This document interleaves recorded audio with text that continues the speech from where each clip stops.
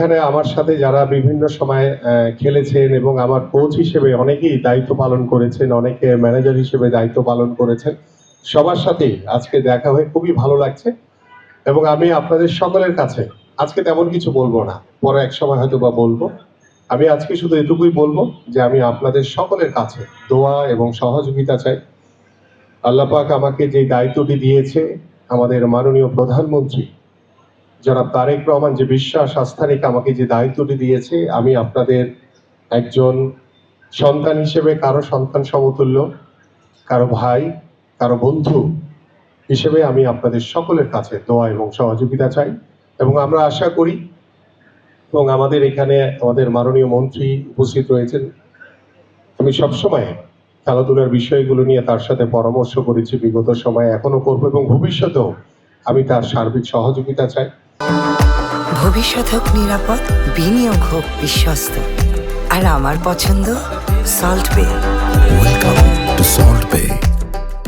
যে আমাদের শুধু ফুটবল না, আমাদের বাংলাদেশের স্পোর্টসকে আমরা কিভাবে একটি পেশাদারিত্বর ভিতরে এনে আমরা আমাদের তৃণমূল পর্যায়ে খেলাধুলাকে ছড়িয়ে দিয়ে কিভাবে আমরা খেলাধুলার মাধ্যমে আমরা একটি সুস্থ জাতি হিসেবে আমাদের ভবিষ্যৎ প্রজন্মকে গড়ে তুলতে চাই। পাশাপাশি আমরা মাদক মুক্ত সমাজ গড়ার জন্য খেলাধুলার কোনো বিকল্প নাই।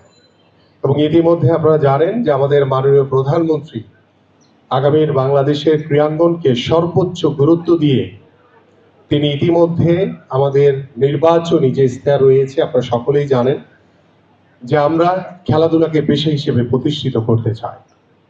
আমরা জাতীয় শিক্ষাক্রমে ৪র্থ শ্রেণী থেকে খেলাধুলাকে বাধ্যতামূলক করতে যাচ্ছি এবং আমরা নতুন করে স্পোর্টসের কর্মসূচির মাধ্যমে আমরা বাংলাদেশের প্রত্যন্ত অঞ্চলে তৃণমূলে ছড়িয়ে ছিটিয়ে থাকা প্রতিভাবান খেলোয়াড়দেরকে অন্বেষণ করার মাধ্যমে আমরা সেই উপজেলা থেকে নতুন করে শুরু করে আমরা জেলা পর্যায়ে, বিভাগীয় পর্যায়ে এবং জাতীয় পর্যায়ে এসে শেষ করব। এবং এখান থেকে যারা এক্সট্রা অর্ডিনারি প্রতিভাবান খেলোয়াড়দেরকে আমরা বাছাই করতে পারবো।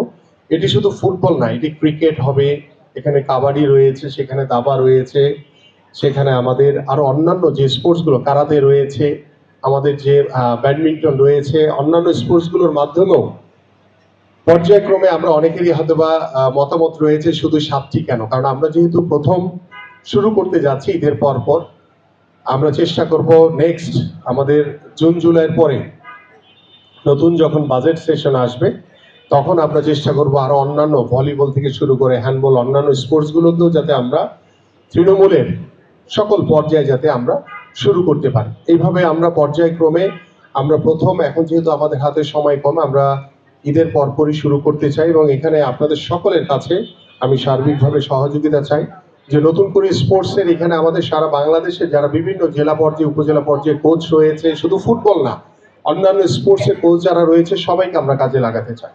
এবং আমরা চাই যে আপনাদের সঠিক মূল্যায়নের মাধ্যমে আমরা যে বিষয়টি আমি সবচেয়ে বেশি গুরুত্ব দিয়েছি এবং আমাদের মাননীয় প্রধানমন্ত্রী জনাব তারেক রহমান গুরুত্ব দিয়েছেন, যে আমরা যখন খেলোয়াড় হিসেবে খেলি তখন আমাদের কদর থাকে অনেক বেশি, যখন খেলা ছেড়ে দিই তখন হতাশাগ্রস্ত হয়ে পড়ি। কেউ হয়তো বা দেশের বাড়িতে চলে যায়, কেউ হয়তো বা খুব অসহায় জীবনযাপন করে, কেউ হয়তো বা বিদেশে পাড়ি জমায়। বাট আমি আপনাদেরকে আশ্বস্ত করতে পারি, আমি আপনাদেরকে আশ্বস্ত করে যাচ্ছি ইনশাল্লাহ আমাদের মাননীয় প্রধানমন্ত্রী যে পরিকল্পনা রয়েছেন, আপনারা যখন খেলবেন তখনও দেশ আপনাদের পাশে রয়েছে এবং খেলা ছেড়ে দেওয়ার পরেও আমরা আপনাদের সকলের জন্য কর্মসংস্থানের ব্যবস্থা করব।